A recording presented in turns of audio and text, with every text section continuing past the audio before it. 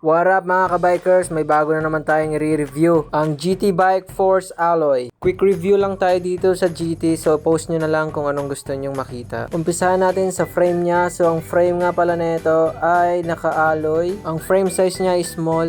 Ang travel nga pala nito is 150mm. Naka true axle na 12 by 148. Ang front suspension nga pala nito is RockShox 35 silver TK 160mm to 44mm offset. Yung rear shock din nito is naka RockShox Deluxe Select R na naka 185 by 55mm trunnion. Tapos yung wheel size niya is 29. Yung wheels niya naman, yung rims niya is WTB, no? Ganyan naman talaga si GT, naka WTB na. Naka 32 holes at tubeless ready na rin. Yung front hub niya is Formula 15 by 110mm yung laki. Yung rear naman niya is Formula din na 12 by 148, naka Hyperglide yung free hub body niya. Tapos yung front tire niya is naka Maxxis na to, DHF na 29 by 2.5, DHR2 na 29 by 2.5 XO na tubeless na rin yan, tubeless ready na rin. Yung drivetrain niya naman, yung RD niya is microchip na Advent X M6205. Tapos yung shifter na is microchip din, 10 speed. Yung rear cogs niya is microchip Advent X 11 to 48 teeth. Yung chain niya is KMC10 na 10 speed na silver black. Tapos yung crank niya is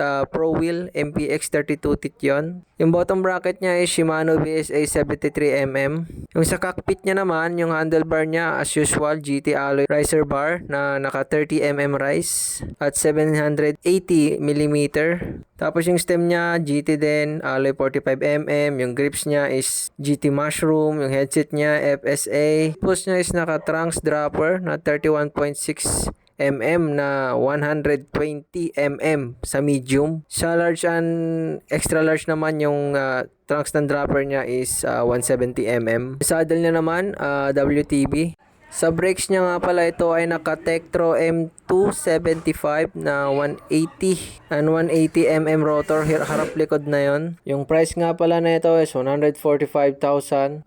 Dito sa tinitingnan kong website, sila ay naka-sale din. 116 na lang from 145,000, size small. So comment down below na lang kung ano yung gusto nyong idagdag sa aking mga sinabi, or ano sa tingin niyo yung bike na to, maganda ba to, all goods na ba for the price. Comment down below naman, and don't forget to subscribe to my channel. Thank you.